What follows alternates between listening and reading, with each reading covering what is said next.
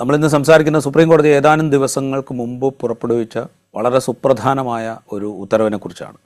7 അംഗ ഭരണഘടനാ bench, chief justice DY ചന്ദ്രചൂഡിൻ്റെ അധ്യക്ഷതയിലുള്ള 7 അംഗ ഭരണഘടനാ ബെഞ്ച് ഭൂരിപക്ഷ വിധിയായി 2 സുപ്രധാന തീരുമാനങ്ങൾ പ്രഖ്യാപിക്കുകയുണ്ടായി. അത് സംവരണവുമായി ബന്ധപ്പെട്ടതാണ്, പ്രത്യേകിച്ച് പട്ടികജാതി പട്ടികവർഗ വിഭാഗങ്ങളുടെ സംവരണവുമായി ബന്ധപ്പെട്ടുള്ളത്. പട്ടികജാതി പട്ടികവർഗ സംവരണത്തിൽ പട്ടിക വിഭാഗക്കാരെയും പട്ടികജാതിക്കാരെയും ഉപവിഭാഗങ്ങളായി പരിഗണിച്ചുകൊണ്ട്, അതായത് അതിൽ തന്നെ കൂടുതൽ പിന്നാക്കാവസ്ഥയുള്ള വിഭാഗങ്ങൾ ഉണ്ട് എന്ന് കണ്ടെത്തുകയാണെങ്കിൽ അവരെ പ്രത്യേക വിഭാഗങ്ങളായി പരിഗണിച്ചുകൊണ്ട് പ്രത്യേകം സംവരണം നൽകാം. ആ സംവരണ കോട്ടയ്ക്കകത്ത് തന്നെ പട്ടിക വിഭാഗങ്ങൾക്ക് നൽകുന്ന സംവരണത്തിനുള്ളിൽ തന്നെ പ്രത്യേക വിഭാഗങ്ങളായി പരിഗണിച്ച് പ്രത്യേക സംവരണം നൽകാം എന്ന് സുപ്രീം കോടതി 7 അംഗ ബെഞ്ചിൽ 6 പേരുടെ യോജിച്ച അഭിപ്രായത്തോടുള്ള ഒരു ഭൂരിപക്ഷ വിധി പുറപ്പെടുവിച്ചു. അതേ ബെഞ്ചിൽ നിന്ന് മറ്റൊരു വിധി കൂടി വന്നു, അതും ഭൂരിപക്ഷ വിധിയാണ്. ആ വിധിയിൽ 4 ജഡ്ജിമാരാണ്, 7 അംഗ ബെഞ്ചിലെ 4 ജഡ്ജിമാരാണ് അതിനോട് യോജിച്ചത്. ക്രീമിലെയർ സംവിധാനം, മറ്റു പിന്നാക്ക വിഭാഗങ്ങളുടെ സംവരണത്തിന് ക്രീമിലെയർ സംവിധാനം സുപ്രീം കോടതി വിധിയുടെ അടിസ്ഥാനത്തിൽ ഇപ്പോൾ തന്നെ നിലവിലുണ്ട്. അത് പട്ടിക വിഭാഗക്കാരുടെ സംവരണത്തിനും ബാധകമാക്കണം എന്നാണ് ഈ 4 ജഡ്ജിമാർ ഉത്തരവിട്ടത്. ആ ഭൂരിപക്ഷ വിധിയിൽ അതാണുള്ളത്. അതായത് സാമ്പത്തിക ഘടകം സംവരണത്തിന് പട്ടിക വിഭാഗക്കാരുടെ സംവരണത്തിന് കൂടെ മാനദണ്ഡമാകണം എന്നാണ് സുപ്രീം കോടതി പറഞ്ഞു വയ്ക്കുന്നത്. നിശ്ചിത വരുമാന പരിധി നിശ്ചയിക്കണം സംവരണത്തിന്. അതിന് പുറമേ ഉള്ളവർ, ആ വരുമാന പരിധിക്ക് അപ്പുറത്തുള്ളവർ അല്ലെങ്കിൽ ആ വരുമാന പരിധിക്ക് താഴെയുള്ളവർക്ക് മാത്രമേ സംവരണം നൽകേണ്ടതുള്ളൂ, പട്ടിക വിഭാഗക്കാർക്കും എന്നാണ് ഭൂരിപക്ഷ വിധിയിൽ സുപ്രീം കോടതി പറഞ്ഞത്. ഈ വിധി വലിയ തോതിൽ വലിയ ചർച്ചകൾക്ക് ഇതുവരെ വിഷയമായിട്ടില്ല. ദൂരവ്യാപകമായ പ്രത്യാഘാതങ്ങൾ ഉണ്ടാക്കാൻ ഇടയുള്ള വിധിയാണ്. പ്രത്യേകിച്ച് സംവരണം എന്നുള്ളത് തന്നെ ചോദ്യം ചെയ്യപ്പെടുന്ന, സംവരണത്തിൻ്റെ നിലവിലുള്ള മാനദണ്ഡങ്ങൾ തന്നെയാണോ പിന്തുടരേണ്ടത് എന്ന ചർച്ച വലിയ തോതിൽ ഉയർത്തിക്കൊണ്ടുവരുന്ന, സാമ്പത്തിക സംവരണത്തെക്കുറിച്ചുള്ള ചർച്ചകൾ വലിയ തോതിൽ ഉയരുന്ന ഒരു ഘട്ടത്തിൽ ഇത് വളരെ പ്രധാനപ്പെട്ട ഒരു വിധി തന്നെയാണ്. നമുക്കൊപ്പം ഉള്ളത് സണ്ണി M കബിക്കാടാണ്. ചിന്തകനും എഴുത്തുകാരനുമാണ്. വിശിഷ്യ ദളിത് ആദിവാസി വിഭാഗങ്ങളുടെ പ്രശ്നങ്ങളെക്കുറിച്ച് സവിശേഷമായി പഠിക്കുകയും എഴുതുകയും നിരന്തരം അതുമായി സംവദിക്കുകയും ചെയ്യുന്ന സണ്ണി M കബിക്കാട്, സ്വാഗതം ഇൻസൈറ്റിലേക്ക്. ഈ വിധിയെക്കുറിച്ച് നമ്മൾ സംസാരിക്കുമ്പോൾ അതിൽ പട്ടിക വിഭാഗങ്ങളെ ഒരു ഏക സാമൂഹ്യ സ്വഭാവമുള്ള വിഭാഗമായി എല്ലാവരെയും ഒറ്റ ഗ്രൂപ്പായി കാണാൻ സാധിക്കില്ല. അതുകൊണ്ട് തന്നെ അതിനുള്ളിൽ ഉപവിഭാഗങ്ങൾ അടയാളപ്പെടുത്തിക്കൊണ്ട് സംവരണം അനുവദിക്കാൻ സംസ്ഥാനങ്ങൾക്ക് അധികാരമുണ്ടായിരിക്കും എന്നുള്ളതാണ് വിധി വന്നിരിക്കുന്നത്. ദീർഘകാലമായി തുടരുന്നൊരു കേസാണ്. നേരത്തെ പഞ്ചാബിൽ തുടങ്ങി, പിന്നീട് ആന്ധ്രയിൽ സമാനമായ നിയമം വന്നു. ഇത് രണ്ടും ചോദ്യം ചെയ്യപ്പെട്ടു. ആന്ധ്രയിലെ നിയമം സുപ്രീം കോടതി നേരത്തെ 5 അംഗ ഭരണഘടനാ ബെഞ്ച് റദ്ദാക്കിയതാണ്. അതിനുശേഷമാണ് ഇപ്പോൾ 7 അംഗ ബെഞ്ചിലേക്ക് ഈ കേസ് വരുന്നത്. അപ്പം ഇത് ഒരൊറ്റ ഗ്രൂപ്പായി കണക്കാക്കാനാവില്ല. മാത്രമല്ല, ഈ സംവരണത്തിൻ്റെ ആനുകൂല്യം ലഭിച്ചുകൊണ്ട് സാമ്പത്തികമായി അല്ലെങ്കിൽ സാമൂഹ്യമായി മുന്നേറിയ വിഭാഗങ്ങൾക്ക് വിഭാഗങ്ങൾക്ക് കിട്ടുന്ന അതേ അളവിലുള്ള സംവരണമല്ല, അതിനേക്കാൾ ഏറ്റവും താഴേക്കിടയിൽ ഇപ്പോഴുമുള്ള ആളുകൾക്ക് കിട്ടേണ്ടത് എന്നൊക്കെയാണ് സുപ്രീം കോടതി പറയുന്നത്. നമ്മൾ കേൾക്കുമ്പോൾ ഒറ്റ നോട്ടത്തിൽ അത് ശരിയല്ലേ എന്ന് തോന്നിപ്പിക്കാവുന്ന ന്യായങ്ങളുണ്ട് ഈ വിധിന്യായത്തിൽ. എങ്ങനെയാണ് ഈ വിധിന്യായത്തെ കാണുന്നത്? ഒറ്റ കേൾവിയിൽ ശരിയെന്ന് തോന്നേണ്ട എന്തെങ്കിലും ന്യായം അതിനകത്തുള്ളതായിട്ട് എനിക്ക് തോന്നിയില്ല. മർമ്മപ്രധാനമായ കാര്യം, കഴിഞ്ഞ 1/4 നൂറ്റാണ്ട് കാലമായി ഇന്ത്യയിൽ വിവാദമായിരിക്കുന്ന പട്ടിക വിഭാഗത്തിനിടയിൽ ചില വിഭാഗങ്ങൾക്ക് കിട്ടാതെ പോകുന്നത് കൊണ്ട് സബ് കാറ്റഗറൈസേഷൻ നടത്തി SC വിഭാഗങ്ങളുടെ സംവരണം പലതായി വിഭജിച്ചു കൊടുക്കണം. അങ്ങനെ കൊടുക്കുന്നതിലൂടെ കിട്ടാതെ പോയവർക്ക് കിട്ടും, നീതി നടപ്പിലാക്കുവാൻ നമുക്ക് പറ്റും. ഇന്ത്യൻ ഭരണഘടനയുടെ 15, 16 വകുപ്പുകൾ പ്രകാരമുള്ള നീതി ഏറ്റവും മോസ്റ്റ് ബാക്ക്വേർഡ് ആയിട്ടുള്ള പട്ടിക വിഭാഗങ്ങൾക്ക്, പട്ടികജാതിയിലെ അതിപിന്നോക്കമായിരിക്കുന്ന വിഭാഗങ്ങൾക്ക് കൊടുക്കുവാൻ സബ് കാറ്റഗറൈസേഷൻ നടത്തേണ്ടതാണ്. അത് കോൺസ്റ്റിറ്റ്യൂഷനുമായി യാതൊരു കോൺട്രഡിക്ഷനുമില്ല. അത് ഭരണഘടനാനുസൃതമായ ഒരു കാര്യമാണ് എന്നാണ് കോടതി ഒന്നാമത്തെ പോയിന്റിൽ പറഞ്ഞിട്ടുള്ളത്. നേരത്തെ സൂചിപ്പിച്ചതുപോലെ ഏഴംഗ ബെഞ്ചാണ്. അതിനകത്ത് 6 പേരും ഈ അഭിപ്രായത്തോട് യോജിക്കുന്നില്ല. 2000-ലാണ് ആന്ധ്രയിൽ ഇതുപോലൊരു സബ് കാറ്റഗറൈസേഷൻ വരികയും അത് കേസാവുകയും ചിന്നയ്യ സ്റ്റേറ്റ് ഓഫ് ആന്ധ്രാപ്രദേശ് എന്ന കേസിൽ സുപ്രീം കോടതി അത് അൺകോൺസ്റ്റിറ്റ്യൂഷണൽ ആണ്, ഭരണഘടനാദത്തമല്ല എന്ന് അഭിപ്രായപ്പെടുകയുണ്ടായി. അതിനുശേഷം 2005-ലും 2006-ലുമായി ഹരിയാനയിലും പഞ്ചാബിലും സമാനമായ നിയമനിർമ്മാണത്തിന് നിയമസഭ ശ്രമിക്കുകയുണ്ടായി. 2019-ൽ തമിഴ്നാട് ഗവൺമെന്റും സമാനമായ അരുന്ധതിയാർ കമ്മ്യൂണിറ്റിക്ക് പ്രത്യേകമായ സംവരണ കോട്ട നിശ്ചയിക്കാൻ ചെയ്യുന്നതാണ്. ഇതിനകത്ത് നമ്മൾ പരിശോധിക്കേണ്ടത് സുപ്രീം കോടതി ഇപ്പോൾ മുന്നോട്ട് വെക്കുന്ന ഈ സബ് കാറ്റഗറൈസേഷൻ എന്ന് പറയുന്ന കാര്യം പട്ടിക വിഭാഗത്തിലെ അതിപിന്നോക്കമായ വിഭാഗങ്ങൾക്ക് നീതി ലഭ്യമാക്കാൻ ഉപയുക്തമാണോ എന്നതാണ് പരിശോധിക്കേണ്ടത്.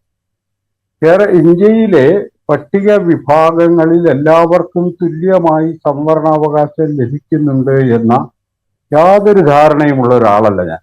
തീർച്ചയായും വിഭാഗങ്ങൾക്ക് ലഭിക്കാനുണ്ട്, ഒട്ടും തന്നെ ലഭിക്കാത്ത വിഭാഗങ്ങളുണ്ട് എന്ന് മനസ്സിലാക്കുന്ന ഒരാളാണ്. പക്ഷെ അത് പരിഹരിക്കാൻ കോടതി മുന്നോട്ട് വെക്കുന്ന സബ് കാറ്റഗറൈസേഷൻ പര്യാപ്തമാണോ? ഇതാണ് നമ്മൾ പരിശോധിക്കേണ്ടത്. 2 കാര്യങ്ങൾ. ഒന്ന്, ഇത് ഭരണഘടനാപരമാണോ എന്നുള്ളത് രണ്ടാമത് പരിശോധിക്കാം. ആദ്യമേ വളരെ ജനപ്രിയമെന്ന് തോന്നുന്ന സബ് കാറ്റഗറൈസേഷൻ, അതിലൂടെ ഏറ്റവും പാവപ്പെട്ടവർക്കും ഏറ്റവും പിന്നോക്കമായവർക്കും ഇതാ നീതി കൊടുക്കാൻ പോകുന്നു എന്നുള്ള ജനപ്രിയമായ ഈ വശമാണ് പരിശോധിക്കേണ്ടത്. എന്തിനാണ് കോടതി സബ് കാറ്റഗറൈസേഷൻ ആവശ്യപ്പെടുന്നത്? ഇപ്പോൾ നിലവിലുള്ള ഒരൊറ്റ ലിസ്റ്റ്, ആ ലിസ്റ്റിൽ എല്ലാവർക്കും നീതി കിട്ടുന്നില്ല. അതിനകത്ത് ചില വിഭാഗങ്ങൾ സംവരണത്തിന്റെ ആനുകൂല്യങ്ങൾ അനധികൃതമായി തട്ടിയെടുക്കുന്നു എന്നതാണ് വാദം. എന്നാൽ നമ്മൾ പരിശോധിക്കേണ്ട ഏറ്റവും പ്രധാനപ്പെട്ട ഒരു സംഗതിയാണ്. അതുകൊണ്ട് ഇതിനകത്തെ തന്നെ ചില വിഭാഗങ്ങൾ ഇത് കൈയടക്കുന്നത് കൊണ്ട് മറ്റുള്ള വിഭാഗങ്ങൾക്ക് കിട്ടുന്നില്ല എന്നതാണ് പരാതി. ഉദാഹരണത്തിന് കേരളത്തിൽ 54 ജാതികളാണ് പട്ടികജാതി ലിസ്റ്റിലുള്ളത്. ഈ 54 ജാതികളിൽ 10-15 ജാതികൾ ഇതിന്റെ അവസരങ്ങൾ മുതലാക്കുന്നത് കൊണ്ട് ബാക്കി 35 ജാതികൾക്ക് കിട്ടുന്നില്ല. ഇതാണ് പറയുന്ന കോൺക്രീറ്റ് ആയ പരാതി. ഇതാണ്. അതിന് എന്ത് ചെയ്യണമെന്ന് സുപ്രീം കോടതിയിൽ ചോദിച്ചപ്പോൾ സുപ്രീം കോടതി പറയുന്നത് ഇവരെ 3-4 കാറ്റഗറിയായി തിരിക്കാം. എന്നിട്ട് അവർക്ക് 3%, ഇപ്പൊ 8% ഉള്ളത് 3%, 2%, 1% അവർക്ക് വീതം വെക്കാം. ഇതാ പറയുന്ന കാര്യം. എന്റെ ന്യായമായൊരു സംശയം, കോടതി പറയുന്നത് ശരിയാണെങ്കിൽ ഈ 54 ജാതികളിൽ കുറച്ച് വിഭാഗങ്ങൾ ഇതിന്റെ സംവരണ ആനുകൂല്യങ്ങൾ ഉപയുക്തമാക്കുന്നതിന്റെ വസ്തുനിഷ്ഠമായ കാരണം എന്താണ്? ഒരാൾ ഒരു ജാതിയിൽ പിറന്നത് കൊണ്ട് സംവരണത്തിന്റെ ആനുകൂല്യം കിട്ടത്തില്ല. ജാതിയിൽ പിറക്കുകയും എഡ്യൂക്കേറ്റഡ് ആയിരിക്കുകയും കോമ്പറ്റിറ്റീവ് ആയിരിക്കുകയും പരീക്ഷ എഴുതുകയും ഇന്റർവ്യൂവിൽ പാസ്സാകുകയും ചെയ്യുന്ന ഒരാളാണ്, ഒരു വ്യക്തിയാണ് ഈ സംവരണത്തിന്റെ ആനുകൂല്യം ലഭ്യമാക്കുന്നത്. അതിന് സാധ്യമല്ലാത്ത എല്ലാവരും പുറത്താണ്. അത് ഇന്ന ജാതി എന്നൊന്നുമില്ല, എല്ലാവരും പുറത്താണ്. ഇതാണ് അതിന്റെ യാഥാർത്ഥ്യം. അപ്പൊ ഇവിടെ ചില വിഭാഗങ്ങൾക്ക് കിട്ടുന്നില്ലെങ്കിൽ അത് മറ്റു ചില വിഭാഗങ്ങൾ കൊണ്ടുപോകുന്നതുകൊണ്ടല്ല, മറിച്ച് ആ വിഭാഗങ്ങൾക്ക് സ്വന്തം മക്കളെ വിദ്യാഭ്യാസം ചെയ്യിക്കുവാനും അവരെ കോമ്പറ്റിറ്റീവ് ആക്കുവാനും അവരെ മത്സര പരീക്ഷ എഴുതിക്കാനും കഴിയുന്ന ഒരു ഭൗതിക സാഹചര്യം ആ വിഭാഗത്തിനില്ലെന്ന് അതിന്റെ അർത്ഥം. ഇതിനൊരു മിനിമം ഭൗതിക സാഹചര്യം, വീട് വേണം, അത്യാവശ്യം ഭക്ഷണം കഴിക്കാനുള്ള വരുമാനം ഉണ്ടായിരിക്കും, ഇങ്ങനെ പല കാര്യങ്ങളുണ്ട്. ഇതൊന്നും ഇല്ലാതെ, ഒരു നല്ല വീട് പോലും ഇല്ലാതെ മഴയത്ത് എഴുന്നേറ്റ് നിൽക്കേണ്ടി വരുന്ന രീതിയിൽ ജീവിക്കുന്ന മനുഷ്യർക്ക് എങ്ങനെയാണ് MBBS പരീക്ഷ എഴുതാൻ പറ്റുക? ഇതല്ലേ പരിശോധിക്കേണ്ടത്. അതാര് ചെയ്യണം? ഗവൺമെന്റ് ചെയ്യണം. ഗവൺമെന്റ് എല്ലാ വിഭാഗങ്ങൾക്കും മാന്യമായി ജീവിക്കാനുള്ള അവസരം ഒരുക്കണം എന്നുള്ളത് ഇന്ത്യൻ ഭരണഘടന വാഗ്ദാനം ചെയ്യുന്ന ഒരു കാര്യമാണ്. അപ്പൊ പട്ടിക വിഭാഗത്തിൽ സംവരണത്തിന്റെ ആനുകൂല്യങ്ങൾ അല്ല സംവരണ അവകാശം ലഭ്യമാക്കുന്നത്, കരഗതമാകുന്നത് ഒരു മിനിമം റിക്വയർമെന്റ്സ് ഉള്ള വ്യക്തികൾക്കാണ്. അതല്ലാതെ എല്ലാവർക്കും കൊടുക്കുക അല്ല അത് ചെയ്യുന്നത്. അപ്പൊ ഇവിടെ നമ്മൾ ചെയ്യേണ്ടത് പട്ടിക വിഭാഗത്തെ ഇപ്പോൾ കേരളത്തിൽ 4 കാറ്റഗറി തിരിക്കുന്നു. ഓക്കെ, ഒരു കാറ്റഗറിയിൽ 10-15 ജാതി വരുമല്ലോ. നിങ്ങൾക്കറിയാമോ, ഹരിയാനയിൽ 2 കാറ്റഗറി എ ആൻഡ് ബി ആയിട്ട് തിരിച്ചു. ബി കാറ്റഗറിയിൽ 36 ജാതിയുണ്ട്. നമ്മൾ മനസ്സിലാക്കണം, ഈ 36 ജാതിക്ക് ഒരു പ്രത്യേക കോട്ട നിശ്ചയിക്കുമ്പോൾ ഈ 36 ജാതികളിൽ, ഞാൻ വളരെ വസ്തുനിഷ്ഠമായി പറയുന്ന കാര്യമാണ്, ഈ 36 ജാതികളിൽ എഡ്യൂക്കേഷനിൽ അഡ്വാൻസ്ഡ് ആയിട്ടുള്ള വിഭാഗം ഏതാണോ, അതിനുള്ള ഭൗതിക സാഹചര്യമുള്ള വിഭാഗം ഏതാണോ, അവരായിരിക്കും ആ സംവരണത്തിന്റെ ഗുണഭോക്താക്കളായി മാറുക. ഇതാണ് അതിന്റെ യാഥാർത്ഥ്യം. അപ്പൊ അങ്ങനെ കാറ്റഗറൈസ് ചെയ്താൽ മോസ്റ്റ് ബാക്ക്വേർഡിന് കിട്ടുമെന്നുള്ളത് ശുദ്ധ തട്ടിപ്പാണ്. അത് പ്രായോഗികമായൊരു കാര്യമല്ല. യഥാർത്ഥത്തിൽ പട്ടിക വിഭാഗത്തിലെ വളരെ പിന്നോക്കം നിൽക്കുന്ന വിഭാഗങ്ങൾക്ക് നീതി ലഭ്യമാകണമെന്ന് കോടതി ആഗ്രഹിക്കുന്നുണ്ടെങ്കിൽ കോടതി നിർദ്ദേശിക്കേണ്ടത് ഇനിയുള്ള അപ്പോയിന്റ്മെന്റുകൾ ഉണ്ടാകുമ്പോൾ ഒന്നും കിട്ടാതെ പോയവർക്കും ഭാഗികമായി കിട്ടിയവർക്കും മുൻഗണന കൊടുക്കണമെന്നാണ് പറയേണ്ടത്. അവർക്ക് മുൻഗണന കൊടുക്കണം. കൂടുതൽ കിട്ടിയ വിഭാഗങ്ങൾക്കേക്കാൾ മുൻഗണന അവർക്ക് നൽകി അവരിൽ നിന്നും റെപ്രസെന്റേഷൻ നമ്മുടെ ഉദ്യോഗസ്ഥ മേഖലയിൽ ഉണ്ടാകുന്നുണ്ട് എന്ന് ഉറപ്പുവരുത്തുക എന്നതാണ് പ്രായോഗികമായി ആ മനുഷ്യരോട് കാണിക്കാവുന്ന നീതി. അതല്ലാതെ കാറ്റഗറൈസ് ചെയ്താൽ ഇതേ പരാതി ഇപ്പൊ കേരളത്തിൽ നമ്മൾ കാറ്റഗറൈസ് ചെയ്തു 4ആയിട്ട് 15 ജാതി കാണും. ഈ 15 ജാതിയിൽ ആരാണോ കൂടുതൽ മെച്ചപ്പെട്ട ജീവിത സാഹചര്യങ്ങളും എഡ്യൂക്കേഷനും ഉള്ളത്, അവർ ഇതിന്റെ അവസരങ്ങളിലേക്ക് കടന്നു വരുമ്പോൾ സ്വാഭാവികമായ അതിൽപ്പെട്ട അതിപിന്നോക്കമായ വിഭാഗങ്ങൾ ഈ സെയിം പരാതി, ഇപ്പോഴത്തെ പരാതി എന്താണോ അതേ പരാതി ഉന്നയിക്കും. ഫലത്തിൽ കോടതിയുടെ വിധി നിർദ്ദേശം പട്ടിക വിഭാഗത്തിലെ പരമദരിദ്രരും അതിപിന്നോക്കവുമായ വിഭാഗങ്ങളെ രക്ഷിക്കാനല്ല, ഈ പ്രശ്നത്തിന് പരിഹാരമുണ്ടാക്കാനല്ല, ഈ പ്രശ്നത്തെ കൂടുതൽ സങ്കീർണമാക്കുകയും പട്ടിക വിഭാഗങ്ങൾക്കിടയിൽ തമ്മിലൊരു വലിയ ശത്രുത രൂപപ്പെടുത്തിയെടുക്കുകയും ചെയ്യുന്ന വിധിയാണ് വന്നിരിക്കുന്നത്. അതായത് എനിക്ക് കിട്ടാത്തത് ഈ പട്ടിക ജാതി ലിസ്റ്റിലുള്ള മറ്റൊരു ജാതി തട്ടിക്കൊണ്ടു പോകുന്നതാണ്, അതുകൊണ്ടാണ് എനിക്ക് കിട്ടാതെ പോകുന്നത് എന്ന ഒരു വലിയ ജനപ്രിയ പ്രൊപ്പഗണ്ടയിലൂടെ പട്ടിക വിഭാഗത്തിൽ ഇനിയും വളരെ വലിയ വൈരുദ്ധ്യമുണ്ടാക്കുക എന്നതാണ് യഥാർത്ഥത്തിൽ ഈ സബ് കാറ്റഗറൈസേഷനിലൂടെ സംഭവിക്കാൻ പോകുന്നത്. മറിച്ച് സംവരണത്തിന്റെ ആനുകൂല്യങ്ങൾ കരഗതമാകണമെങ്കിൽ ഉണ്ടാകേണ്ട റിക്വയർമെന്റ്സ് എല്ലാ വിഭാഗങ്ങൾക്കും കിട്ടാൻ കഴിയുന്ന വിധമുള്ള ഭൗതിക സാഹചര്യം ഒരുക്കാനുള്ള ഗവൺമെന്റിന്റെ ഉത്തരവാദിത്വത്തിൽ നിന്നും ഗവൺമെന്റിനെ വിടുവിക്കുകയും അതിന്റെ മുഴുവനും കുറ്റം ഈ വിഭാഗത്തിൽ ജോലി കിട്ടിയവരാണ് എന്ന് വരുത്തി തീർക്കുകയും ചെയ്യുന്ന അതീവ ഗുരുതരമായ സവർണവാദമാണ് കോടതി ഈ സബ് കാറ്റഗറൈസേഷനിലൂടെ പുറത്തെടുപ്പിക്കും. രണ്ടാമതൊരു കാര്യം, ഇവർ പറയുന്നത് IAS IPS എഞ്ചിനീയർ ഡോക്ടർ തുടങ്ങിയ ജോലികളിൽ വന്നിട്ടുള്ളവർ അവരെയും അവരുടെ മക്കളെയും സാധാരണക്കാരന്റെ മക്കളെയും ഒരുമിച്ച് കാണരുത്. ഒരുമിച്ച് കാണണം നമ്മളാരും പറയുന്നില്ല, നമ്മളങ്ങനെ പറയുന്നവരല്ല. അവർക്ക് സാധാരണ മനുഷ്യന്റെ കുട്ടികൾ ജീവിക്കുന്ന സാഹചര്യത്തിലല്ല മറ്റുള്ളവർ ജീവിക്കുന്നവർക്കുള്ള വകതിരിവുള്ളവരാ നമ്മളൊക്കെ. അപ്പൊ നമ്മളാരും ഇതങ്ങനെ പറഞ്ഞിട്ടില്ല. ഇവർ പറയുന്നത് ഇതിൻ പ്രകാരം ഈ ജോലി കിട്ടി ഒരു പൊസിഷനിൽ എത്തിയാൽ 2 കാര്യങ്ങളാണ് ശ്രദ്ധിക്കേണ്ടത്. സംവരണം യഥാർത്ഥത്തിൽ പട്ടിക വിഭാഗ സംവരണം, ഈ OBC സംവരണമായിട്ടൊന്നും ഇതിനെ കൂട്ടിക്കുഴയ്ക്കരുത്. ഇതൊരു ഭരണഘടനാദത്തമായ അവകാശമാണ്. അത് ഭരണഘടന ഉണ്ടാകുന്നതിന് മുമ്പ് തന്നെ തീരുമാനിക്കപ്പെട്ട ഒരു കാര്യമാണ്. മാത്രവുമല്ല, ഗുണപരമായി ഈ സംവിധാനത്തിന് വ്യത്യാസമുണ്ട്. പിന്നോക്കക്കാർക്ക് ജോലിയിലും വിദ്യാഭ്യാസത്തിലും മാത്രം സംവരണം ഉണ്ടായിരിക്കെ പട്ടിക വിഭാഗ സംവരണം അത് മാത്രമല്ല, ജോലിയിലും വിദ്യാഭ്യാസത്തിലും അവർക്ക് സംവരണമുണ്ട്. പ്ലസ് സോഷ്യൽ അട്രോസിറ്റിയെ പ്രതിരോധിക്കാൻ നിയമസംരക്ഷണമുണ്ട് അവർക്ക്. 3, ബഡ്ജറ്ററി ഫണ്ടിൽ ജനസംഖ്യാനുപാതികമായ വിഹിതത്തിന്റെ അവകാശമുണ്ട് അവർക്ക്. 4, പഞ്ചായത്ത് മുതൽ പാർലമെന്റ് വരെ പ്രതിനിധാനം ചെയ്യാനുള്ള അവകാശമുണ്ട്. ഇതിനെയും 10 ജോലി കൊടുക്കുന്ന ഒരു സംവരണത്തെയും കമ്പയർ ചെയ്യാൻ പറ്റും. രണ്ടും രണ്ട് കാര്യമാണ്. ഇവർ പറയേണ്ടത് എന്താണ് ഈ പട്ടികജാതി ലിസ്റ്റ് ഉണ്ടാക്കുന്നതിന്റെ ഹിസ്റ്റോറിക്കൽ ബാക്ക്ഗ്രൗണ്ട് എന്താണ്? അതിനൊറ്റ കാര്യം, 1935 ഗവൺമെന്റ് ഓഫ് ഇന്ത്യ ആക്ട് അനുസരിച്ച് പട്ടിക വിഭാഗത്തിന്റെ ഒരു ലിസ്റ്റ്, ജാതികളുടെ ഒരു ലിസ്റ്റ് തയ്യാറാക്കിയപ്പോൾ അതിൽ ഏറ്റവും പ്രധാനപ്പെട്ട മാനദണ്ഡമായി വന്നത് whether they are discriminated or not എന്നതായിരുന്നു. അവർ വിവേചനത്തിന് വിധേയമാകുന്നുണ്ടോ ഇല്ലയോ?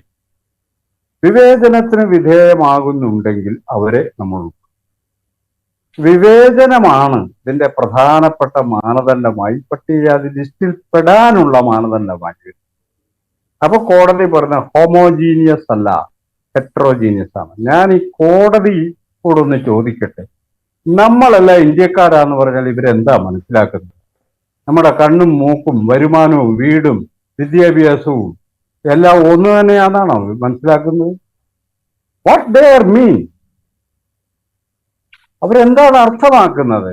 പട്ടിക വിഭാഗം ഹോമോജീനിയസ് ആണെന്ന് പറഞ്ഞാൽ സോഷ്യൽ ഡിസ്ക്രിമിനേഷന്റെ കാര്യത്തിൽ അവർക്ക് ഏകദാനമായ സാമൂഹിക അനുഭവം ഉണ്ടെന്നേ അർത്ഥമുള്ളൂ. പല കാര്യങ്ങളും അവർക്ക് വ്യത്യാസം ഉണ്ടായിരിക്കും. ഇന്ത്യക്കാർക്ക് എന്തെല്ലാം കാര്യങ്ങൾ വ്യത്യാസമുണ്ട്. ഭാഷയിൽ വ്യത്യാസമുണ്ട്, സംസ്കാരത്തിൽ വ്യത്യാസമുണ്ട്, ഭാഷയിലുണ്ട്, വസ്ത്രധാരണത്തിലുണ്ട്, ജിയോഗ്രഫിയിലുണ്ട്. ഇതൊന്നും നമ്മളാരും പരിഗണിക്കാറില്ല. നമ്മളെല്ലാം ഇന്ത്യക്കാരാണ് വെറുതെ പൊട്ടന്മാരായോണ്ട് പറയുന്നതാണ്. അപ്പൊ കോടതി ഇതിന്റെ സോഷ്യോളജി തെല്ലും പരിശോധിച്ചു. കോടതി സാങ്കേതികമായി പറയുന്നത് ഒത്തിരി ജാതി ഉണ്ടല്ലോ, ജാതി എല്ലാം സെപ്പറേറ്റ് എൻറ്റിറ്റിയാണ്, അതുകൊണ്ട് ഇവരൊരു ഹോമോജീനസ് ഗ്രൂപ്പാണ്. ഇവർ ഹോമോജീനസ് ആണോ എന്ന് നോക്കേണ്ടത് എങ്ങനെയാണ്? നമ്മൾ ഇന്ത്യക്കാരാണെന്ന് പറഞ്ഞൊരു ഹോമോജീനസ് ഗ്രൂപ്പാണെന്നാണ് അതിന്റെ അർത്ഥം. ഒരേ ഒരു ഇന്ത്യ, ഒരൊറ്റ ജനത, ഒരു രാഷ്ട്രം, ഒരു തെരഞ്ഞെടുപ്പ്, ഒരു റേഷൻ കാർഡ് എന്നൊക്കെ പറഞ്ഞ രാജ്യത്തിരുന്നോണ്ട പട്ടികജാതിക്കാർ മാത്രം വ്യത്യസ്തരാന്ന് പറയുന്നത് എന്നുകൂടി നമ്മൾ മനസ്സിലാക്കണം. അപ്പൊ ഇതിനകത്ത് യഥാർത്ഥ കോടതി പരിശോധിക്കേണ്ടത് സോഷ്യൽ ഡിസ്ക്രിമിനേഷനിൽ നിന്നും ഈ ഉദ്യോഗസ്ഥരെന്ന് പറയുന്ന ഈ വിഭാഗം പുറത്താണോ എന്നുള്ളതാണ്. അവർ ഡിസ്ക്രിമിനേഷനിൽ നിന്ന് പുറത്ത് കിടന്ന വിഭാഗമാണോ? ആണെങ്കിൽ എനിക്കൊരു ചോദ്യമുണ്ട്. എന്തിനാണ് ഇന്ത്യ ഗവൺമെന്റ് വർക്ക് പ്ലേസിലെ ഡിസ്ക്രിമിനേഷൻ, കാസ്റ്റ് ഡിസ്ക്രിമിനേഷൻ തടയാനൊരു നിയമം ഉണ്ടാക്കിയിരിക്കുന്നത്? ഈ കോടതി ഈ ഗാവായൊക്കെ മറുപടി പറയണത് എന്തിനാണ്? ഇന്ത്യയിലെ മുഴുവൻ സർക്കാർ ഓഫീസുകളിലും പട്ടിക ജാതിയിൽപ്പെട്ട ഒരു ഉദ്യോഗസ്ഥൻ അവിടെ ഉണ്ടെങ്കിൽ, അയാൾക്ക് പരാതി ഉണ്ടെങ്കിൽ ആ പരാതി രേഖപ്പെടുത്താൻ ഒരു ബുക്ക് കീപ്പ് ചെയ്യണമെന്നാണ് നിയമം. പരാതി കൊണ്ട് എഴുതണം, മേലധികാരിക്ക് കൊടുക്കണം. എന്തിനാണ് നിയമം ഉണ്ടായത്? ജോലി കിട്ടുമ്പോൾ എല്ലാം ശരിയാവുമെങ്കിൽ എന്തിനാണ് ഈ നിയമം? അപ്പൊ ശുദ്ധ അസംബന്ധമായി ഇവർ പറഞ്ഞു. ഞാനതാ പറഞ്ഞത്, ഇതിനകത്ത് നമ്മൾ ഒറ്റയടിക്ക് കേട്ട് അസ്റ്റോണിഷ് ആവേണ്ട, അത്ഭുതപ്പെടേണ്ട ഒരു കാര്യമില്ല. ശുദ്ധ അസംബന്ധമാണ് ഇവർ പറയുന്നത്, കോടതി പറയുന്നത്. അതുകൊണ്ട് സബ്കാറ്റഗറൈസ് ചെയ്ത് ഈ പട്ടിക വിഭാഗത്തെ വീണ്ടും വീണ്ടും വിഭജിച്ച് ഇവരുടെ ഒരു ന്യൂമറിക്കൽ സ്ട്രെങ്തിനെ ഇല്ലാതാക്കി ഇവരെ പരസ്പരം ശത്രുപാളയത്തിൽ എത്തിക്കുന്ന, അതായത് പുലയൻ വിചാരിക്കുന്നത് പറയനടിച്ചു കൊണ്ടുപോകുന്നു, പറയൻ വിചാരിക്കുന്നു മാവിലൻ അടിച്ചു കൊണ്ടുപോകുന്നു, മാവിലൻ വിചാരിക്കുന്നു കുറവൻ അടിച്ചു കൊണ്ടുപോകുന്നു.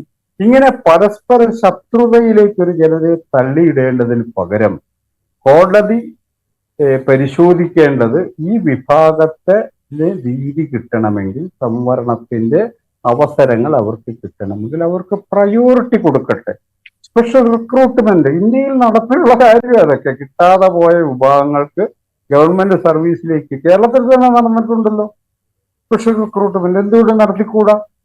ഇവർക്ക് ആർക്കെങ്കിലും ഇരിക്കണമെന്ന് ഏതെങ്കിലും വിഭാഗം വിചാരിക്കുന്നത്? ഒരു പ്രധാന പോയിന്റ് കൂടിയുണ്ട് ഈ സബ് കാറ്റഗറൈസേഷനുമായി തന്നെ. നമുക്ക് സംവരണ അവകാശം വേണ്ടി വന്നത് നമ്മൾ കോമ്പറ്റിറ്റീവ് അല്ലാത്ത കൊണ്ടല്ല. നമ്മൾ കോമ്പറ്റിറ്റീവ് ആണ്, നമ്മൾ പരീക്ഷ എഴുതും, ജയിക്കും, ഇന്റർവ്യൂവിന് ചെല്ലുമ്പോൾ നമുക്ക് 0 മാർക്ക് തന്ന് നമ്മളെ പുറത്താക്കും. എന്ന് പറഞ്ഞാൽ സാമൂഹികമായി നമ്മൾ അംഗീകരിക്കപ്പെടില്ല, സ്വാഭാവിക നീതി നമുക്ക് കിട്ടില്ല. 100 പേരെ എടുത്താൽ അതിനകത്തൊരു 10-20 പേര് പട്ടികജാതിക്കാരോ പട്ടികവർഗക്കാരോ ആവില്ല. ആകണമെങ്കിൽ അതിന് നിയമം ഉണ്ടായിരിക്കണം എന്നുള്ളതാണല്ലോ അതിന്റെ വ്യവസ്ഥ. അപ്പൊ അങ്ങനെ എന്ന് പറഞ്ഞാൽ സോഷ്യൽ ഡിസ്ക്രിമിനേഷനിൽ നിന്നും സോഷ്യൽ ഡിസ്ക്രിമിനേഷൻ പ്രതിരോധിക്കാനുള്ള ഒരു ഉപാധിയാണ് സംവരണം എന്ന് പറയുന്നത്. അത് റെപ്രസെന്റേഷൻ ആണ്. നമ്മുടെ വിഭാഗം കൂടി ഇന്ത്യൻ സ്റ്റേറ്റിനെ റെപ്രസെന്റ് ചെയ്യുന്നതാണ് അക്കാര്യം. ഞാൻ ചോദിക്കട്ടെ, കോടതി വലിയ ഏതാണ്ട് 500ഓളം പേജുള്ള വലിയ വിധി പ്രഖ്യാപിച്ചു. കോടതി പരിശോധിച്ച് നോക്കിയോ ഈ SC ലിസ്റ്റിലെ ഏതെങ്കിലും ജാതി മറ്റൊരു ജാതിയോട് വിവേചനം കാണിക്കുന്നത് കൊണ്ടാണോ അവർക്ക് കിട്ടാതെ പോയത്? ആണെങ്കിൽ അവർ തെളിയിക്കേണ്ടത്. ഞാൻ വെല്ലുവിളിക്കും, കോടതി വെല്ലുവിളിക്കും.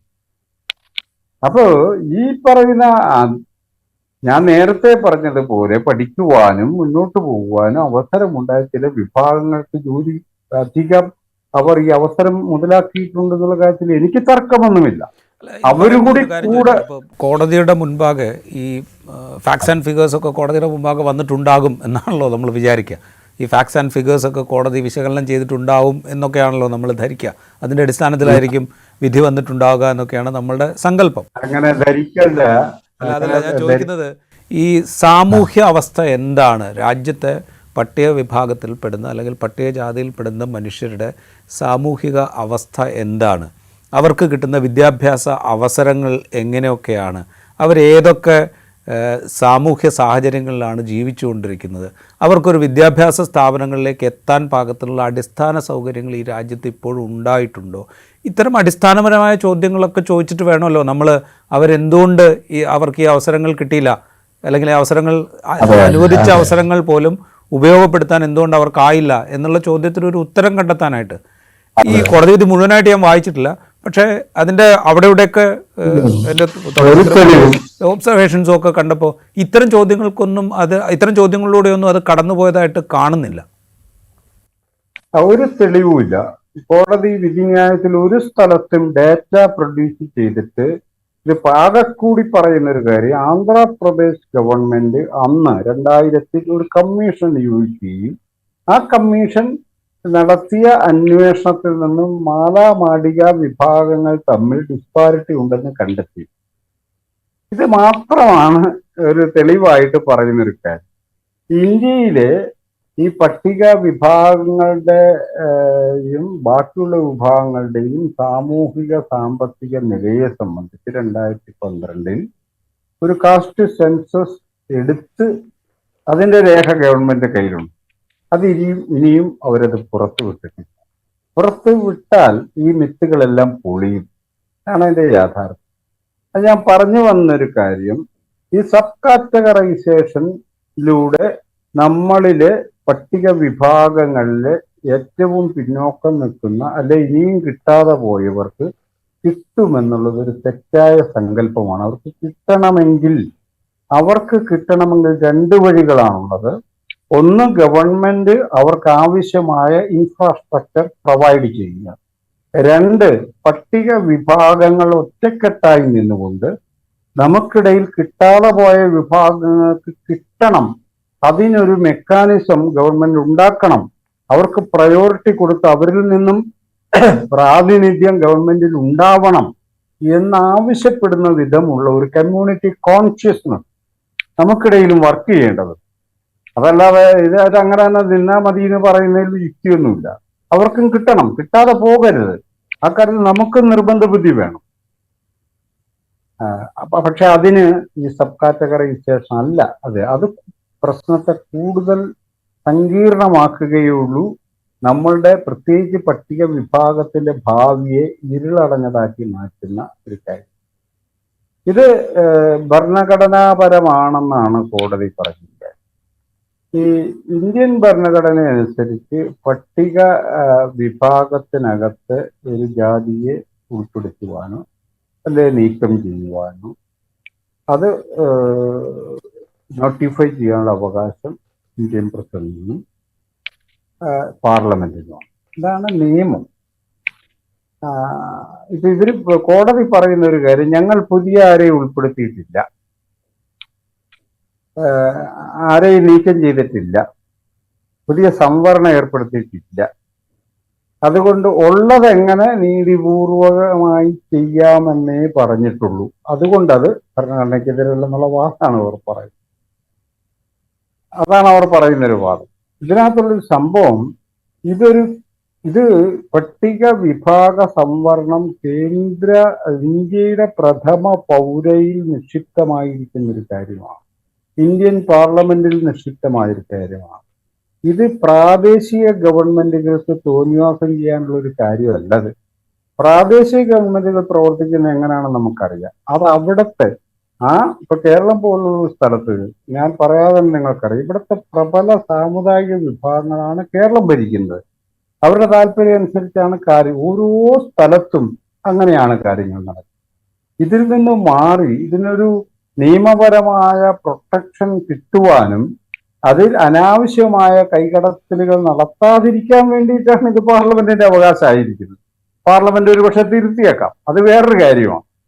ഇത് സംസ്ഥാന ഗവൺമെന്റുകൾക്ക് ഇത് വിട്ടുകൊടുക്കാനായിട്ട് പറയാനുള്ള അവകാശം കോടതിക്കില്ല. കോടതിക്കുള്ള അവകാശം എന്ന് പറയുന്നത് ഇത് കോൺസ്റ്റിറ്റ്യൂഷണൽ ആണെന്ന് അവർക്ക് പറയാം, കോൺസ്റ്റിറ്റ്യൂഷണൽ ആണ് എന്നവർക്ക് പറയാം, അതിനൊന്നും കുഴപ്പമില്ല, അതിനാ കോടതി അവിടെ ഉള്ളത്.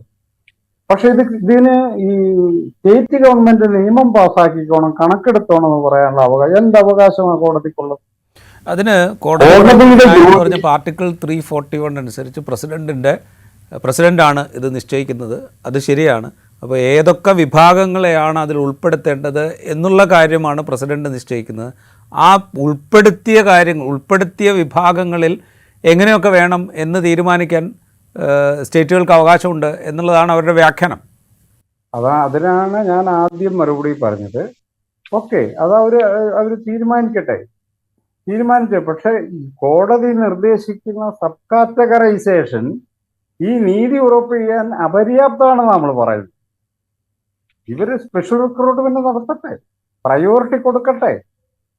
ഈ സബ് കാറ്റഗറൈസ് ചെയ്ത് എല്ലാവർക്കും നീതി കൊടുക്കുമെന്ന് പറയുന്നത് വളരെ വലിയ തെറ്റിദ്ധാരണ ഉണ്ടാക്കുന്നതും ഫലത്തിൽ ഈ സാധാരണ മനുഷ്യർക്ക് കിട്ടാതെ പോകുന്നതുമാണെന്നുള്ളതാണ് നമ്മൾ മനസ്സിലാക്കേണ്ട കാര്യം. സ്റ്റേറ്റിന്റെ ഈ അവകാശത്തെ ഒന്നും നമ്മൾ ക്വസ്റ്റ്യൻ ചെയ്യുന്നില്ല. കേരളത്തിൽ പട്ടിക വിഭാഗങ്ങൾക്ക് മതിയായ പ്രാതിനിധ്യം ഇല്ലാതെ വന്ന സമയത്താണ് സ്പെഷ്യൽ റിക്രൂട്ട്മെന്റ് നടപ്പിലാക്കി നമ്മളത് ഫുൾഫിൽ ചെയ്യാൻ ശ്രമിച്ചത്. ഇപ്പോഴും ഒരു ഡിപ്പാർട്ട്മെന്റിൽ പോലും പൂർണ്ണമായും സംവരണ തത്വങ്ങൾ പാലിക്കപ്പെട്ടിട്ടില്ല ആണ് യാഥാർത്ഥ്യം. അപ്പോൾ ഞാൻ പറയുന്ന ഒരു കാര്യം, ഇന്ത്യൻ പാർലമെന്റിന്റെയും പ്രസിഡന്റിന്റെയും അവകാശങ്ങളെ ഹനിക്കാതെയാണ് ഞങ്ങൾ ഇത് ചെയ്യുന്നത് എന്നിവർ പറയുമ്പോഴും ഇവർ നിർദ്ദേശിക്കുന്ന സബ് കാറ്റഗറൈസേഷൻ എന്നത് ലക്ഷ്യം നേടാൻ പര്യാപ്തമല്ല എന്നുള്ളതാണ് ഞാൻ പറയുന്നത്. ഇവരെന്താണോ ലക്ഷ്യം വെക്കുന്നത് ആ ലക്ഷ്യത്തിലേക്ക് അത് എത്തില്ലെന്ന് മാത്രമല്ല, അത് കൂടുതൽ സങ്കീർണമാക്കി. രണ്ടാമത്തെ പ്രധാനപ്പെട്ട സംഗതിയാണ് ക്രീമി ലെയർ കണ്ടെത്തി ഒഴിവാക്കുക. വളരെ രസകരമായത് ക്രീമി ലെയറിലേക്ക് വരികയായിരുന്നു. ഇപ്പോൾ ക്രീമി ലെയറിനെ കുറിച്ച് സംസാരിക്കാൻ ഞാൻ ചോദിക്കാൻ തുടങ്ങിയത്. ഇപ്പോൾ ക്രീമി ലെയറിനെ കുറിച്ച് പറയുമ്പോൾ ഇപ്പോൾ നേരത്തെ പറഞ്ഞ പോലെ ഈ ഡിസ്ക്രിമിനേഷൻ ആണ് ഈ ഹോമോജിനിറ്റിക്കൊരു ആധാരമെങ്കിൽ അങ്ങനെയാണ് നമ്മൾ അതിനെ കാണേണ്ടത്. യഥാർത്ഥത്തിൽ സംവരണം അതിൻ്റെ അടിസ്ഥാനം എന്ന് പറയുന്നത് മുൻകാലങ്ങളിൽ വലിയ തോതിലുള്ള വിവേചനങ്ങൾക്ക്, അയിത്താചാരണങ്ങൾക്കും ഒക്കെ വിധേയരാക്കപ്പെട്ട ഒരു ജനതയ്ക്ക് സാമൂഹികമായ സാമ്പത്തികമായ അന്തസ്സ് കൊടുക്കുന്നതിന് വേണ്ടിയിട്ടുള്ളൊരു ഉപാധിയായിട്ടാണല്ലോ സംവരണം. നമ്മൾ അതിനെ അങ്ങനെയാണ് കാണുന്നതെങ്കിൽ അവിടെ ഈ ക്രീമി ലെയർ എന്നുള്ളത് പ്രത്യേകിച്ച് ഈ വിഭാഗങ്ങൾക്ക് ഒരിക്കലും ആപ്ലിക്കബിൾ ആയിട്ടുള്ളൊരു കാര്യമല്ല. പക്ഷേ അവിടെയും കോടതി പറയുന്നത് ഇതുകൊണ്ട് ആനുകൂല്യം നേടി സാമ്പത്തികമായി മുന്നോക്കം നിൽക്കുന്ന ആളുകൾ ഉള്ളതുകൊണ്ട് അവരെ ഒഴിവാക്കിയാൽ കൂടുതൽ പിന്നാക്കം നിൽക്കുന്നവർക്ക് ആനുകൂല്യം കിട്ടും എന്നുള്ള ന്യായമാണ്. ഇതിനകത്ത് നമ്മൾ മനസ്സിലാക്കുന്ന ഒരു കാര്യം, ഈ ഇന്ത്യയിൽ സംവരണം എന്ന തത്വം ഉണ്ടായത് ഈ പാവപ്പെട്ടവർക്ക് കൊടുക്കാനല്ല. പാവപ്പെട്ടവർക്ക് എന്തെങ്കിലും പാരിതോഷികങ്ങൾ കൊടുക്കുന്ന പദ്ധതിയല്ല. അത് ഈ സാമൂഹികമായ ഡിസ്ക്രിമിനേഷനെ തടഞ്ഞു നിർത്തുന്ന, താൽക്കാലികമായെങ്കിലും അതിനെ തടഞ്ഞു നിർത്തുന്ന, അതിനെ പ്രതിരോധിക്കാൻ കഴിയുന്ന ഒരു റെപ്രസെന്റേഷൻ ഡെമോക്രസിയുടെ ഒരു പ്രിൻസിപ്പിളാണ് അതിൻ്റെ പിന്നിൽ ഉള്ളത്. നമ്മുടെ നാട്ടിലെ എല്ലാവർക്കും ഈ ഗവൺമെന്റിന്റെ ഭാഗമായിരിക്കാൻ അവകാശമുണ്ടെന്നുള്ളതാണ് അതിന്റെ തത്വം. അതല്ലാതെ അത് പാവപ്പെട്ടവർക്ക് എന്നൊരു സംഗതിയില്ല. ഇതിനകത്ത് ഇപ്പോൾ ഇവർ പറയുന്നതിന് പ്രകാരം ഇതിൽ നിന്ന് ജോലി കിട്ടിയ വിഭാഗങ്ങൾ എന്ത് നേടിയെന്നാണ് ഇവർ പറയുന്നത്? സാമ്പത്തിക സുരക്ഷ നേടിയെന്നാണ്. സാമ്പത്തിക സുരക്ഷ നേടിയത് കൊണ്ട് ഇവർ ഡിസ്ക്രിമിനേഷൻ പുറത്താണെന്നുള്ളതാണ് കോൺസ്റ്റിറ്റ്യൂഷണൽ ക്വസ്റ്റ്യൻ. ആ ക്വസ്റ്റ്യൻ അവർ ചോദിക്കുന്നില്ല. അവിടെ ഒരു നിശബ്ദത പാലിക്കുക. ഇവർ സ്വാഭാവികമായും മെയിൻ സ്ട്രീമിലേക്ക് അലിഞ്ഞു ചേർന്ന വിഭാഗമാണോ? അങ്ങനെ ഒരു പരിഗണന അവർക്ക് കിട്ടുന്നുണ്ടോ? ടി സുകുമാരൻ IAS ആത്മഹത്യ ചെയ്ത സംസ്ഥാനത്തിരുന്നാണ് നമ്മൾ സംസാരിക്കുന്നതെന്നോ? ഇവിടെ ഒരു IG, രജിസ്ട്രേഷൻ IG പിരിഞ്ഞതിന്റെ പിറ്റേ ദിവസം അയാളുടെ കസേരയിൽ ചാണകം വെള്ളം തെളിക്കുന്നൊരു വാർത്ത നമ്മൾ കേട്ടതാണ്. ഞാൻ അതൊക്കെ വിട്ടേക്കൂ. ഞാൻ പറയുന്നത് ഈ SC/ST ഉദ്യോഗസ്ഥന്മാരുടെ പരാതി സ്വീകരിക്കപ്പെടേണ്ടതുള്ളത് ഇന്ത്യ ഗവൺമെന്റ് എന്തിനാണ് തീരുമാനിച്ചത്? അപ്പൊ ഇതെല്ലാം സൂചിപ്പിക്കുന്നത് ഇവർ ഡിസ്ക്രിമിനേഷന് പുറത്ത് കടക്കാൻ കഴിയുന്ന ഒരു സാമൂഹിക അവസ്ഥയല്ല ഇവിടെ ഉള്ളത്. ഇതാണ് സത്യം. അപ്പോ അതുകൊണ്ട് ഈ പട്ടിക വിഭാഗത്തിൽ നിന്ന് ചില വിഭാഗങ്ങൾ സംവരണത്തിന്റെ ആനുകൂല്യം കിട്ടി മെച്ചപ്പെട്ടിരിക്കുന്നു എന്ന് പറഞ്ഞാൽ അവർ സാമ്പത്തികമായ ഒരു പ്രാഥമിക സുരക്ഷിതത്വത്തിലേക്ക് വന്നിരിക്കുന്നു എന്നാണ് അതിന്റെ അർത്ഥം. അതുകൊണ്ട് അവർക്ക് 1% ബാക്കിയുള്ളവർക്ക് 7% കൊടുക്കണമെന്ന് പറയാൻ അതിന്റെ മാനദണ്ഡമായി വരുന്നു സാമ്പത്തിക സംവരണവാദമാണ്. സാമ്പത്തിക സംവരണവാദമായി പറയുന്നത് അതിന്റെ എക്സ്റ്റൻഷൻ. ഈ സാമ്പത്തിക സംവരണവാദമായതുകൊണ്ടാണ് ഈ കേസിൽ പരിഗണനാ വിഷയമല്ലാതിരുന്ന, പ്രത്യേകം ശ്രദ്ധിക്കണം, അത് ഈ കേസിൽ ക്രീമി ലെയർ ഒരു പരിഗണനാ വിഷയമായിരുന്നു. അതെ. അപ്പോ അത് കോടതി അങ്ങ് നിർദ്ദേശിക്കുക. നമ്മൾ അതിലും ശ്രദ്ധിക്കേണ്ട ഒരു കാര്യം, ബഹുമാനപ്പെട്ട ചീഫ് ജസ്റ്റിസ് ചന്ദ്രചൂഡ് അതിനെക്കുറിച്ച് ഒരഭിപ്രായവും പറഞ്ഞു. മറിച്ച് അതിനെക്കുറിച്ച് ഘോരമായ വലിയ വാചക കസർത്ത് നടത്തിയത് നമ്മളുടെ ഈ 7 അംഗ ബെഞ്ചിൽ ഉണ്ടായിരുന്ന പട്ടിക വിഭാഗത്തിൽപ്പെട്ട ഗവായി എന്ന് പറയുന്ന ജഡ്ജാണെന്നുള്ളതാണ് ഏറ്റവും രസകരമായ.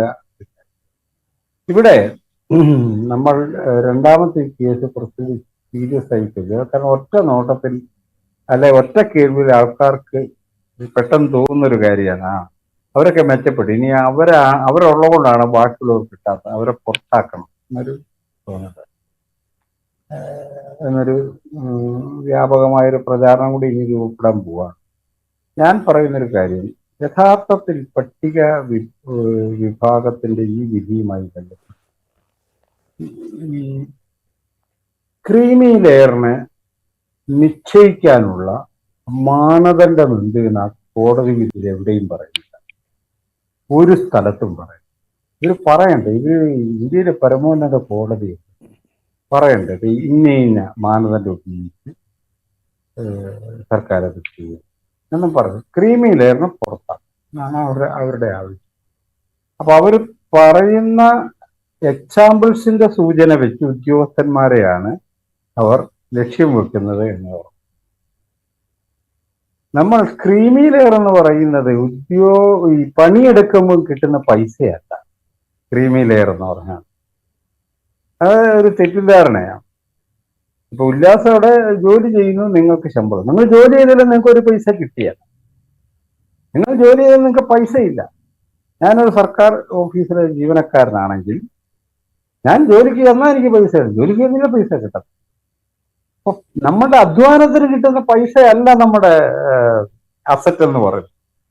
ഈ അധ്വാനത്തിന് കിട്ടുന്ന പൈസ എന്ന് പറഞ്ഞാൽ നമ്മുടെ ക്വാളിഫിക്കേഷൻ ഒക്കെ വെച്ച് കൂടുതൽ പൈസ കിട്ടും, ചിലർക്ക് കുറവ് പൈസ കിട്ടുമെന്നേ ഉള്ളൂ. യഥാർത്ഥത്തിൽ നമ്മൾ ക്രീമി ലെയർ ആണോ അല്ലയോ എന്ന് പരിശോധിക്കേണ്ടത് നമ്മളുടെ അസറ്റ് പരിശോധിക്കുക, ആസ്തി പരിശോധിക്കുക. ഈ ആസ്തിയെ നമ്മൾ ആരുടെ ആസ്തിയായിട്ടാണ് തട്ടിക്കേണ്ടത്? ഒരു IAS കാരന്റെ ആസ്തിയെ കോളനി നിവാസിയായ ദളിതന്റെ ആസ്തിയായിട്ടല്ല തട്ടിക്കേണ്ടത്, മറ്റുള്ള സമുദായത്തിലെ മനുഷ്യരുടെ ആസ്തിയായിട്ട് തട്ടിക്കുന്നു. ആസ്തി ഉള്ളവരുടെ അവരുടെ ആസ്തിയായിട്ടാണ് തട്ടിക്കുന്നത്. അപ്പൊ അങ്ങനെ തട്ടിച്ചു നോക്കുമ്പോൾ ഈ നമുക്കിടയിൽ ഉണ്ടെന്ന് ഈ കോടതിയും പൊതുസമൂഹവും NSSനെ പോലുള്ള സംഘടനകളൊക്കെ വർഷങ്ങളായി പ്രചരിപ്പിക്കുന്ന നുണ ഒടുങ്ങി വീഴും. ഒരു ഉദാഹരണം ഞാൻ പറയാം. കേരളത്തിൽ സിറിയൻ ക്രിസ്ത്യൻ ഒരു കമ്മ്യൂണിറ്റിയാണ്. അവരുടെ ഒരു ക്രീമി ലെയർ ആരാണത്? ആയിരക്കണക്കിന് സ്ഥാപനങ്ങൾ, വാണിജ്യ സ്ഥാപനങ്ങൾ, വ്യവസായ സ്ഥാപനങ്ങൾ, ധനകാര്യ സ്ഥാപനങ്ങൾ, കോളേജുകൾ, സ്കൂളുകൾ, ആശുപത്രികൾ, യൂറോപ്പിലും അമേരിക്കയിലും ഓസ്ട്രേലിയയിലും ബിസിനസ് സ്ഥാപനങ്ങളൊക്കെ നടത്തുന്ന വലിയൊരു വിഭാഗം. അവരുമായിട്ട് തട്ടിച്ച് നോക്കുമ്പോൾ ഈ കേരളത്തിലെ ദളിതരുടെ ക്രീമി ലെയർ വട്ടപൂജ ഒന്നുമില്ല. നമുക്ക് നേരത്തെ അനുഭവമുള്ളതാണല്ലോ. അച്ഛനും അമ്മയ്ക്കും ജോലിയുണ്ട്, മക്കൾക്ക് ജോലി ഇല്ലെങ്കിൽ അതിന്റെ അടുത്ത തലമുറ ദരിദ്രരായി മാറും. പിന്നെ എന്ത് ക്രീമി ലെയറിന്റെ കാര്യം ഇവർ പറയുന്നത്? ഇനി ഞാനിപ്പോ ദരിദ്രനാ, എനിക്കൊരു ജോലി കിട്ടിയാൽ ഞാൻ ആ നിമിഷം ഞാൻ ക്രീമി ലെയറായി മാറിക്കഴിയും. അപ്പൊ യഥാർത്ഥത്തിൽ നമുക്കൊരു പൊസിഷൻ കിട്ടിയാൽ, നമുക്ക് മെച്ചപ്പെട്ട വരുമാനം കിട്ടിയാൽ നിങ്ങളെ ഭരണഘടനാ അവകാശത്തിൽ നിന്ന് പുറത്താക്കുന്ന കോടതി വിധിയുടെ സാരം. നമ്മൾ അങ്ങനെയാണ് അതിനെ മനസ്സിലാക്കുന്നത്. നമുക്ക് മെച്ചപ്പെട്ട വരുമാനം ഉണ്ടായാൽ, മെച്ചപ്പെട്ട പൊസിഷൻ ഉണ്ടായാൽ ഭരണഘടന അനുവദിക്കുന്ന അവകാശത്തിൽ നിങ്ങളെ ഞങ്ങൾ പുറത്താക്കും. ഇവിടെ പാവപ്പെട്ടവരുണ്ട്, ഞങ്ങൾ അവർക്കേ കൊടുക്കുള്ളതാണ്. പാവപ്പെട്ടവർ ഒരു കാലത്ത് ഇവനോട് മത്സരിക്കാൻ വരില്ല എന്ന് അവന് നല്ല ഉറപ്പുമാണ്. അതാണ് അതിൻ്റെ ബേസിക് ആയിട്ടുള്ള ഒരു കാര്യം. അപ്പൊ ഈ ക്രീമി ലെയർ വാദം തന്നെ അവരത് ഡിഫൈൻ ചെയ്യാത്തിടത്തോളം ക്രീമി ലെയർ വാദം തന്നെ ഇപ്പൊ ഇന്ത്യക്കകത്ത് മറ്റൊരു ആംഗിൾ നമ്മൾ പരിശോധിക്കും. ഈ ജനറൽ കാറ്റഗറി 50%.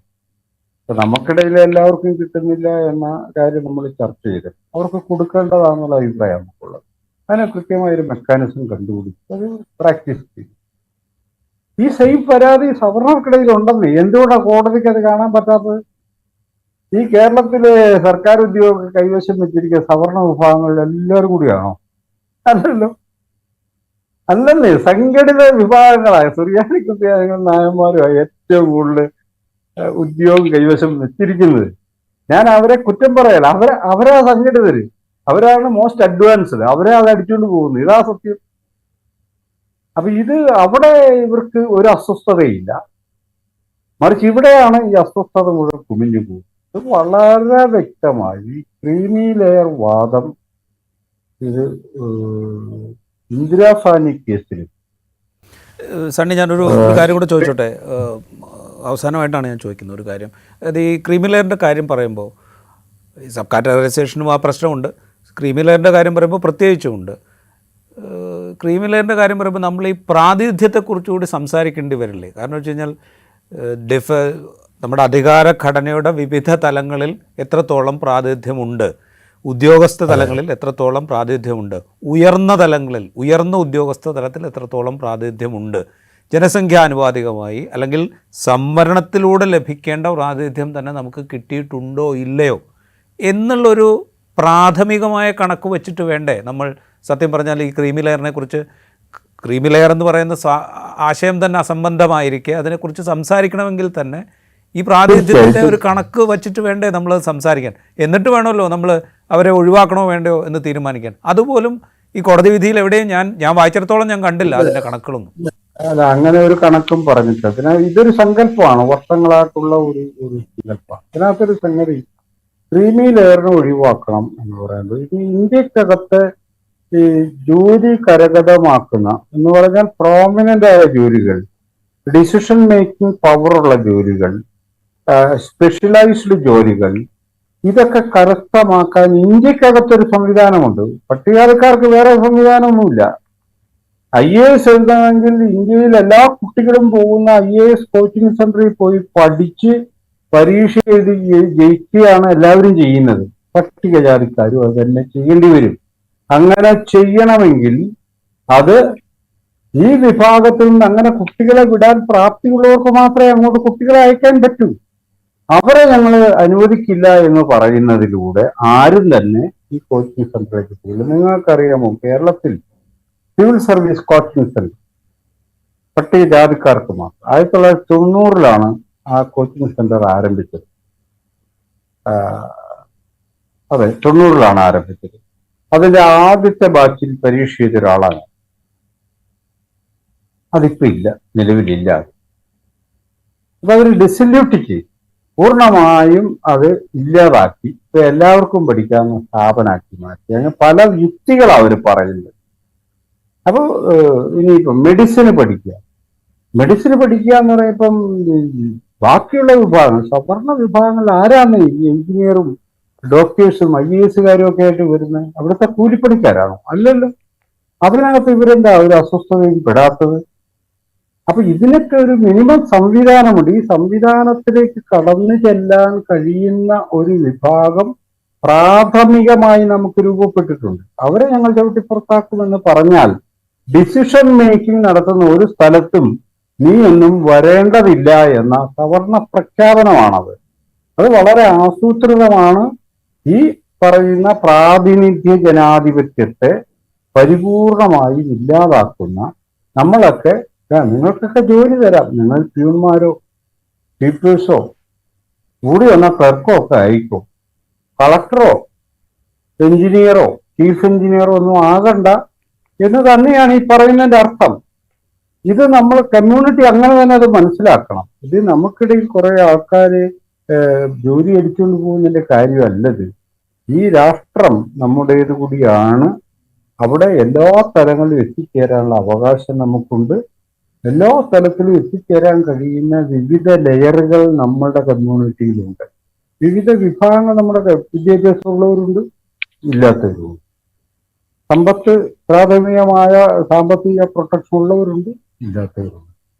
ഇതിങ്ങനെ പല ലെയറിലാണ് സമൂഹം. ആ ലെയറൊക്കെ ഇവിടെ ഉണ്ടാവും.